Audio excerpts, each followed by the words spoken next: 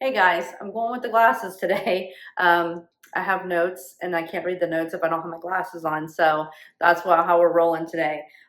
We are going to talk about selling your house fast for top dollar. Okay, so 6 things that we're going to talk about today that are really super important. Okay, the first things first is when you are preparing your home to sell, think about how you as a buyer, like if you're out in the field getting ready to buy a home, what really hits you? Okay, so first of all is your curb appeal, right?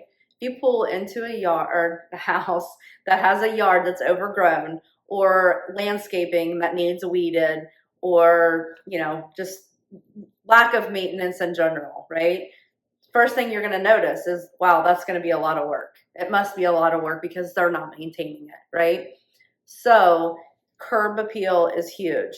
Put a plant on the front porch, make it all friendly and nice. Whether you do it every year or not, we are staging the home for buyers so that they can picture themselves there.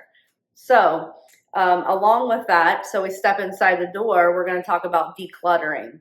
If you have a picture of your family here and there, unless you want the privacy, it's no big deal. But if you have feature walls of the family, or just like personalization, you want to declutter. You don't want a lot of knick-knack stuff hanging around. Just in general, you're getting ready to move anyway, right? So let's start packing the stuff away. Let's get a storage unit and just minimize what is in the home. Whether you think it's a lot of clutter or not, just minimize it. There's no need for it. We're going to depersonalize this home so that when somebody walks in, they can picture themselves sitting on the couch, watching TV, sitting at the island, doing the dishes, looking out the window, like anything like that. You just want to set the stage for them. Okay, so our first impressions are key. Declutter, so we're going to do our curb appeal, we're going to declutter. Next, you can consider staging your home if it's a vacant home. If you're already moved out, a lot of times people have a hard time picturing stuff in a room, because a room can look small until you start putting furniture in it. Just like a bed, you're like, oh, is a queen bed going to fit in here? Is a king bed going to fit in here? So, you can put an air mattress and throw a cover over it and put some pillows on it. At least that gives somebody an idea of what the bed size is going to be in that room. So, you can stage it, or you can pay to have those photos that are taken professionally enhanced with virtual staging. So 2 options there, but we want to make sure that anybody that walks in the door can see themselves in your home. All right. And then fixing and cleaning. So, for probably about $300, you could have somebody come in and do a deep clean of your home, wiping baseboards down, doing all the things that no one likes to do. And we usually only do once a year anyways. Cleaning like fan blades off, that's huge. When people leave fan blades running all the time, they gather so much dirt, and then they get turned off, and it's like, ooh, that's a hot mess. So, if somebody's cleaning a house, that's what they look for. We don't look for it every day, but we want to make sure that, if somebody comes into a quote unquote dirty house, they're not maintaining, your first thought is you're not maintaining the surface of this house. So are you maintaining the mechanicals of it? Are you maintaining the big ticket items? So want to make sure the home is clean. And then small maintenance items, touching up paint, just itty bitty things. When people come into your home, they're picking it apart. They're not going to be nice. They're not nice about it. But even a home that's just been lived in for 2 years has some little maintenance things that you need to touch up. I've lived in my house for 5 years, and I just repainted my 2 garage doors, not the entry doors, because wreaths have scraped the paint and just wear and tear, and it looks so much better. Like, you wouldn't realize, like, one little coat of paint took me like 10 minutes, makes a huge difference. But it's one less thing that they look at, like, check that off the list. I don't have to do that. So all the little tiny maintenance stuff, you want to make sure those things are taken care of.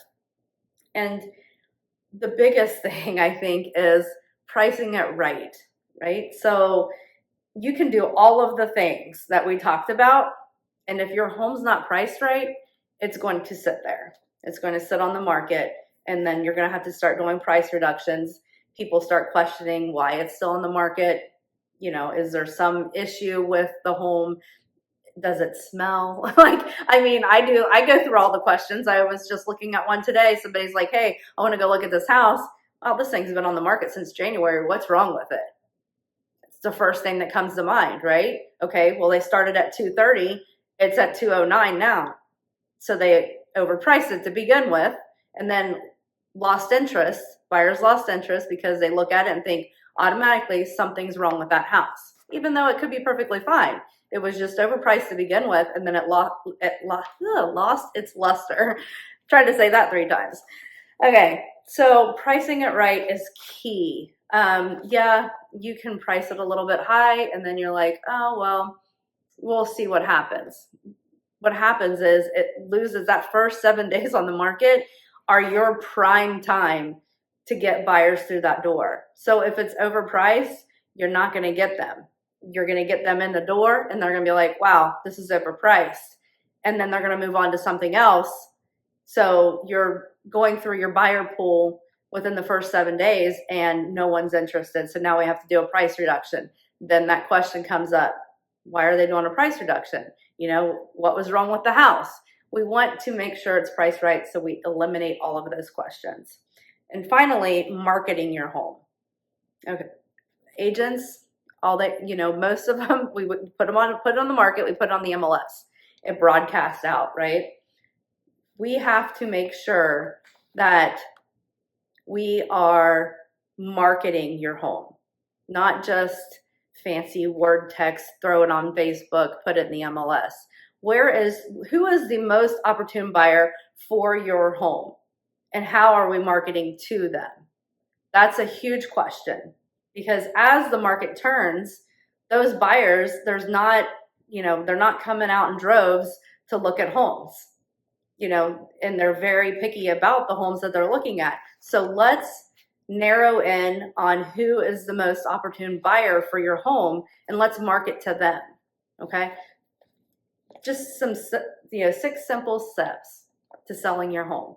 It seems like elementary to a lot of people, but it is so important to hit all of these 6 marks. If you have a question about something, you're getting ready to sell your house, and you need a couple questions answered, you're looking for a real estate agent to help you through the process, reach out to me. Make sure you're subscribed, share the channel. We are here to educate all of the consumers in making the either buying or selling the biggest purchase of their life. So we want to make sure anyone that follows us is educated and understands the importance of what we do in our industry. Again, make sure you're subscribed, and let me know if you have any topics you'd like for us to discuss on the channel. I would love to hear from you. We'll talk to you soon.